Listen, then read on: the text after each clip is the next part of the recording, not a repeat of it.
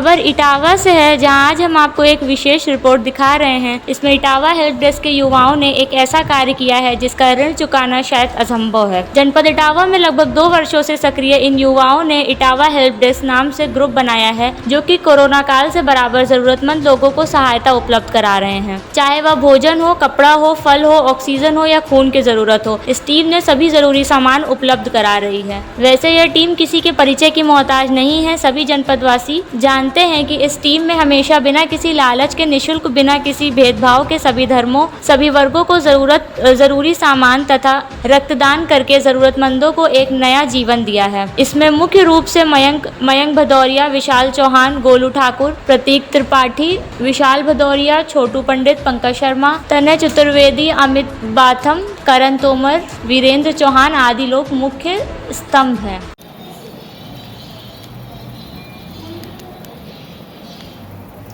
भैया क्या नाम है आपका? नितेश राजपूत। अच्छा, कहाँ रहते हो आप? नगला नगला हरजू। ये जो पेशेंट है ये आपके कौन है? पिताजी। क्या दिक्कत है इनको? इनको किडनी की समस्या है। किडनी की समस्या है। अच्छा, तो आपने इनको कहाँ एडमिट करवाया? आगरा। आगरा करवाया था। हाँ। फिर क्या हुआ? फिर उन्होंने बोला कि ब्लड लगवाओ। अच्छा, हाँ। फिर यहाँ पे आए ब्लड लगवाने। पूरी बात बताइए आप अपनी। यहीं हम आए इटावा से ब्लड लगवा रहे हैं।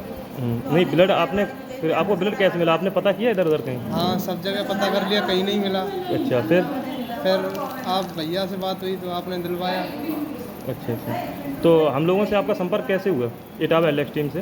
वो हैं हमारे गांव में भैया, उनने संपर्क करवाया। क्या नाम है उनका? मोहित राजपूत। अच्छा, सीटू राजपूत। हाँ। और कृष्णा राजपूत। हाँ। अच्छा, तो ये जो ओ नेगेटिव ब्लड है, ये है ना, ओ नेगेटिव ब्लड कहीं मिलता नहीं, बहुत रेयर है, 2% लोगों के होता है ये ब्लड, है ना। तो जो ओ नेगेटिव ब्लड हमने आपको अरेंज करवाया है, ये अमित भैया ने आपको दिया है। जी जी। आपके लिए। हाँ। तो हम लोगों ने या अमित भैया ने, किसी ने आपसे इसके कोई पैसे ऐसे तो नहीं लिए? नहीं। कोई किसी तरीका कोई पैसा लिया? ठीक है। तो ये ओ नेगेटिव ब्लड हमने आपको कितनी देर में अरेंज करवा दिया था? आपने कब हमसे संपर्क किया? 1 घंटे में। 1 घंटे में अरेंज करवा दिया। ये आपके माता जी हैं। हाँ। माता जी, ये ब्लड अरेंज करने में आपको कितनी परेशानी हुई है? बहुत समस्या। परेशानी? हाँ, क्या कितनी परेशानी हुई थी ब्लड अरेंज करने में आपको? आपने कहाँ आपने पता किया ब्लड के लिए? हाँ लाला, हमने करो पता था, बहुत परेशान नहीं थे हम। अच्छा, किस किस जगह पे पता किया आपने? अरे हमने आगरा करो 2-3 दिन पे, माने मिलो, फिर इटावा करो, कल जम्मू करे यहाँ पे हॉस्पिटल, फिर यूँ नहीं मिलो, सिर सुखोबाद करो, यूँ नहीं मिलो।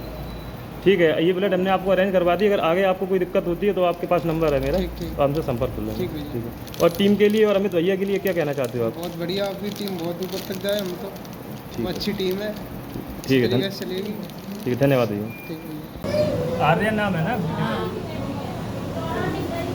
आंटी क्या नाम है आपका? शुक्राने। ये पेशेंट है, जो बच्चा, ये आपके कौन है? नाती है। क्या दिक्कत है इनको? ये दवा करा रहे, जन का दवा नुकसान कर दे, इसकी प्लेट अभी चली गई, ब्लड कम हुई। कहाँ के रहने वाले हो आप? इटावा, बड़न के हैं, इटावा के पड़ रहे। और आइए आगे। गिदूना के। तो आपका हमसे संपर्क कैसे हुआ था? एक भाई रिक्शा वाले मिले तो उनने बताए, रोते तो उनने कही क्या। अच्छा, आपसे संपर्क हुआ था? हाँ, हमसे संपर्क। किसने नंबर दिया था आपको? गुड्डू भाई ने। गुड्डू ऑटो चलाते हैं जो? हमने उनकी मदद की थी। वो ऑटो में बैठ कर आई थी। अच्छा, उन्होंने ही नंबर दे दिया आपको? उन्होंने नंबर दिया। ठीक है। तो जो हमने आपको मदद की है, कितनी देर में कर दी थी? आधे घंटे में। तो आप हमारे लिए और टीम के लिए क्या कहना चाहोगे? जय गात भगवान, खूब फरो फूलो, मजा करो। और हमने आपसे कोई रुपये तो नहीं लिए जो ब्लड अरेंज करवाया उसके लिए? नहीं, कोई पैसा नहीं लिया। ये बच्चा है आर्यन, ये बहुत प्यारा बच्चा है, और हम भगवान से विनती करने हैं जल्दी स्वस्थ हो जाए। ठीक है, धन्यवाद आंटी। भैया क्या नाम है आपका? देवेंद्र सिंह। देवेंद्र सिंह? हाँ, देवेंद्र। कहाँ के रहने वाले हो आप? उदनपुरा। थोड़ा तेज बोलिए। उदनपुरा, एक दिल इटावा। अच्छा, ये जो है ये पेशेंट, ये आपके कौन है? हमारी पत्नी है। अच्छा, क्या दिक्कत है इनको? इनके ट्यूमर आया है। ट्यूमर है? हाँ, ट्यूमर है। तो आपने इनको मोदी जिले में एडमिट कराया है ना? जी सर। डॉक्टर ने क्या बोला था आपसे? ब्लड की व्यवस्था करो आप। कितने यूनिट? 2 यूनिट चलेगा, 1 यूनिट और करो कहीं से।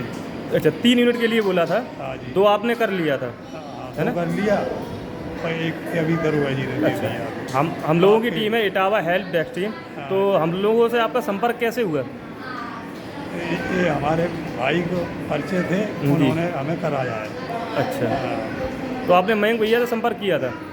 मैंने भैया ने किया, मैंने भैया ने भाई साहब से करके काम। इनको अभी हमने आपको एक O positive blood B positive चाहिए था आपको, है ना? हाँ, बी पॉजिटिव ब्लड अरेंज करवाया है, जो एसआई साहब ने आपको दिया है, दरोगा जी ने, नए शहर के, है ना? दिया सर। ठीक है। तो हमारी टीम से या किसी ने आपसे कोई रुपए तो नहीं लिए ब्लड के? नहीं, कोई पैसे नहीं लिए। तो टीम के बारे में आप क्या कहना चाहते हो? टीम को धन्यवाद करना चाहिए कहते हैं। ठीक है, अगर आगे और भी कोई दिक्कत होती है आपको तो आप हमसे संपर्क कर लेना, ठीक है भैया? ठीक है, धन्यवाद।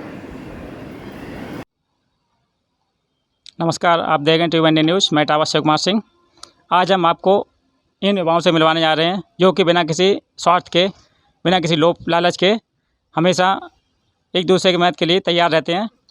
ये वो टीम है जो हमेशा कोरोना काल से ही, लगभग इस टीम को 2 साल हो गए हैं, इटावा हेल्प डेस्क के नाम से इटावा जनपद में मशहूर है। और ये ज़रूरतमंदों को खून उपलब्ध कराते हैं हर समय, हर क्षण, हर पल, जैसी जिसको भी ज़रूरत होती है। कोरोना काल में भी इन लोगों ने ऑक्सीजन वगैरह उपलब्ध कराई है और मास्क वगैरह वितरित किए हैं, एवं ज़रूरतमंदों को फल वगैरह, खाना वगैरह भी वितरित किया है। इस संबंध में बात करें कुछ लोगों से। क्या नाम सर आपका? जी, मेरा नाम मयंक भदौरिया है। ये इटावा हेल्प डेस्क जो आप लोग चला रहे हैं, इसके बारे में थोड़ा बताएं। जैसा कि आप सुन रहे हैं, इटावा हेल्प डेस्क यानी इटावा की मदद के लिए, तो हम सभी युवाओं का समूह है जो एक साथ मिलके कुछ ना कुछ इटावा की मदद, जो इटावा के लोग हैं, जो गरीब हैं, ज़रूरतमंद हैं, उनकी मदद कर पाएँ। मदद हर तरह की होती है, चाहे उनको दवा चाहिए, चाहे डॉक्टर चाहिए, चाहे उनको ब्लड चाहिए, चाहे पढ़ाई में मदद चाहिए, किताबों में मदद चाहिए, या किसी जानवर को मदद चाहिए। हर तरह की मदद हम लोग यहाँ पर कर रहे हैं। ये लगभग कितने सालों से आप कर रहे हैं काम? देखिए, जब पहला कोविड शुरू हुआ था तो हम लोगों ने शुरू किया था कि उसमें कोई आगे नहीं आ रहा था, हम लोगों ने, हम युवा ही आगे आते हैं। तो हम सब युवाओं की टीम थी, वो लगातार तब से साथ जुड़ी हुई है। जो भी यहाँ पे, और भी कई लोग यहाँ पे नहीं आ पाए, वो भी जुड़े हुए हैं। इटावा में करीब 5 से 6 हज़ार जो युवा हैं, हम लोगों से सब जुड़े हुए हैं, गाँव हर जगह तक। क्या नाम है आपका? विशाल चौहान। ये कब से आप काम कर रहे हैं? ये कोरोना टाइम से हम लोग काम कर रहे हैं लगातार, और हम लोगों को काफ़ी अच्छा सपोर्ट मिल रहा है। जो इटावा के नए युवा हैं और जो काफ़ी वरिष्ठ लोग भी हैं, वो भी हम लोग सपोर्ट कर रहे हैं। जैसे काफ़ी लोग हैं, हम एक लोगों का आपको नाम ले देते हैं। एक तनय चतुर्वेदी जी हैं, इनकी 55 एज है ना, और हर तीसरे महीने वो अपना ब्लड डोनेशन करते हैं, ठीक है। फिर उसके बाद अभी बाढ़ आई थी वो चक्कर नगर क्षेत्र में, उसमें हम लोगों ने वहाँ खाने आने की, दवाई की सब व्यवस्था करवाई थी। और उसके बाद डेंगू में भी हम लोगों ने लोगों को बहुत मदद की है, ब्लड से या दवाई से, मेडिकल लाइन से। और फिर उसके बाद सर्दियों में कंबल जो फुटपाथ पे लोग लेटे रहते हैं, आप देखें तो हम लोग रात में 1-1, 2-2 बजे हम लोग घूमते थे। इसीलिए क्योंकि दिन में अगर बांटते हैं तो दिन में हम लोगों को पता नहीं चलता था कि कौन भाई परेशान व्यक्ति रात में दिख जाता था सो रहा है। और दवाई लाइन में हमारे ये भैया हैं, छोटू भैया, ये दवाई लाइन में देखते हैं। जो मेडिकल की कोई संबंधित होती है तो लोग इनसे मिलते हैं। बाकी सब लोग अच्छा काम कर रहे हैं, सभी का सपोर्ट मिल रहा है। कि कोरोना काल में आप लोगों को ये नहीं लगा कि हम लोग इससे ग्रसित हो जाएंगे? जब आदमी घरों से निकल नहीं रहा था, उस समय आप लोगों ने ये सेवा की है लोगों की, तो इसके बारे में क्या कहेंगे आप? लोगों की मानसिकता है कि ऐसा कुछ हो जाएगा, लेकिन अपने हम लोगों डर तो था हम लोगों का, लेकिन जो हम लोग उस दौर से गुजर रहे थे, अगर हम लोग आगे नहीं आते तो और भी ज़्यादा स्थिति भयावह हो सकती थी। इसीलिए हम लोग अपने ग्रुप में सब लोगों को साथ लेके लोगों की मदद में लगे रहे, और भगवान की कृपा है ऐसा कुछ हम लोगों के साथ में नहीं हुआ, और बाकी तो सब ठीक है। क्या नाम है आपका? मेरा नाम प्रतीक त्रिपाठी है। ये आप किस समय से, कितने टाइम से जुड़े हैं इस संस्था से?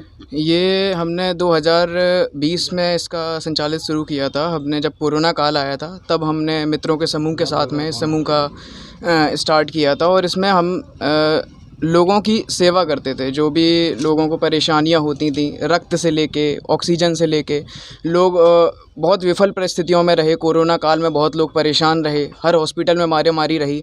वहाँ हम लोगों ने कोरोना काल में वहाँ सारथी बन के उन लोगों का साथ दिया, और हम लोगों ने सारी व्यवस्थाएं कराई। उसके साथ कोरोना काल निकलने के बाद हमने ये सोचा, हमने ये देखा कि युवाओं में, जो युवा पीढ़ी है, वो बहुत ज़्यादा अपने मार्ग से भटक रही है। मतलब उनका जो मानसिक संतुलन है वो कोरोना काल के रहते कहीं ना कहीं बिगड़ रहा है, और वो नशे की ओर या किसी और जा रहे हैं। तो हमने उन चीज़ों को पकड़ा, और हमने धीमे धीमे शिक्षा के क्षेत्र में कार्य करना चालू किया। जो हमारे गांव हैं, आदरणीय मयंक भैया जी का उद्देश्य था कि गांव लाइब्रेरी, तो उसमें हमारा ये था कि जितने भी गांव हैं वहाँ के जो बच्चे हैं पढ़ने नहीं जा पा रहे हैं, जो पढ़ने नहीं जा पा रहे हैं उनके लिए हमें लाइब्रेरी खोलनी है वहाँ पे। जो गांव का बच्चा है जो पढ़ना चाहता है उसके पढ़ने की सारी व्यवस्थाएं करानी है। और शिक्षा हमारा सबसे अहम उद्देश्य रहेगा, इसी को लेके हम चलेंगे। और इसके साथ साथ में शिक्षा के साथ में लोगों की जो भी परेशानियां रहेंगी, रक्त से लेके या किसी से भी लेके शिक्षा या हर चीज़ से लेके उनकी परेशानियों का निवारण इटावा हेल्प डेस्क द्वारा किया जाएगा। प्रशासनिक सुविधाओं के लिए या फिर स्वास्थ्य सुविधाओं के लिए जो भी सुविधाएं हमारे द्वारा दी जा सकेंगी वो यहाँ के युवाओं को, यहाँ के लोगों को दी जाएंगी। दूसरी बात, जो यहाँ का युवा है वो ये सोच रहा है कि हम इटावा से बाहर निकलें कैसे भी करके, मतलब इटावा में ना रहें, इटावा से बाहर रह के जॉब करें या वो करें। मगर हम उन्हें ये दिखाना चाहते हैं कि आप यदि इटावा से बाहर जाएंगे और आप में अगर योग्यता है तो इटावा में रहिए और इटावा में रह के दिखाइए कि आप में ये योग्यता है। हम उन्हें प्लेटफॉर्म दिलवाएंगे। अभी आगे आने वाले समय में हम कॉलेज टू कॉलेज सेमिनार करेंगे। सेमिनार में बच्चों को ये प्रेरित करेंगे कि आप इटावा में रह रहे हैं, इटावा के लिए कुछ करिए, इटावा के लिए कुछ सोचिए। यदि आप में यह क्षमता है कि आप कुछ कर सकते हैं तो हम आपको ये प्लेटफॉर्म दिलाएंगे। आदरणीय मयंक भैया जी द्वारा नोएडा में या लखनऊ में जो भी चीज़ें हमारी संचालित हो रही हैं, जो भी हमारे ऑफिस हैं उनसे हमारा कॉन्टैक्ट चल रहा है। IT विभाग हो गए हैं, जो भी विभाग हो गए, उनमें बच्चों को नौकरियाँ दिलवाई जाएंगी और उनके द्वारा इटावा में चीज़ों को संचालित किया जाएगा। क्या भविष्य में गरीब बच्चों के लिए भी कोई योजना है? बिल्कुल है, बिल्कुल है। गरीब बच्चों के लिए हम लोग निःशुल्क शिक्षा अभी चल रही है, उसका संचालित मैं ही कर रहा हूँ। अभी उसमें जो बच्चे हैं आपका IIT हो गया, JEE मेंस हो गया, उनकी जो परीक्षा की तैयारियाँ होती हैं वो हम लोग निःशुल्क करा रहे हैं। मतलब आप ये समझिए जो गरीब तबके के बच्चे हैं उनकी निःशुल्क तैयारियां कराई जा रही हैं, एकदम निःशुल्क। और उन्हें अभी नीट का पेपर था तो उससे पहले सारे बच्चों को कॉल किया हमने, सबसे पूछा कैसी क्या तैयारी है, किस तरीके की। पेपर देने के बाद आए तब बच्चों से जान पूछ की सारी जानकारी ली। और इससे हम क्या कर रहे हैं कि बच्चों का जो मानसिक तनाव है ना, जो घर में वो किसी को बता नहीं पा रहे हैं, वो हम दूर करने की कोशिश कर रहे हैं। बच्चों से एक परिवार के द्वारा हम मिल रहे हैं कि उनके एक गाइडेंस बन सकें। जैसे हमें तो गाइडेंस नहीं मिल पाया हमारी उम्र में, मगर हम ये चाहते हैं कि जो आगे आने वाला इटावा का युवा है उसे हम गाइड कर सकें, उसे हम एक रास्ता दिखा सकें, उसे हम पथ दिखा सकें कि आप इस पथ पे चलिए तो आप अपने रास्ते में सफल हो जाएंगे। तो देखा आपने इन युवाओं का जोश, ये हमेशा तत्पर रहते हैं, हमेशा ना ही कोरोना का डर सताए इन लोगों को, ना ही कोई किसी प्रकार का भय या कोई परेशानी आई। इन लोगों ने हमेशा कोरोना काल से ही लगभग सभी लोगों का बिना किसी भेदभाव, बिना किसी लोभ लालच के सभी की मदद की है। इन युवाओं का कहना है कि आगे आने वाले भविष्य में भी और योजना है जिससे हम सभी का भला कर सकें, और ज़्यादा युवाओं से अपेक्षा करते हैं कि वो भी इसी तरह के काम करें और ज़्यादा लोग इटावा हेल्प डेस्क क्लब में जुड़ें और इसी तरह सभी का सहयोग करें। इटावा से कुमार सिंह, TVND न्यूज़।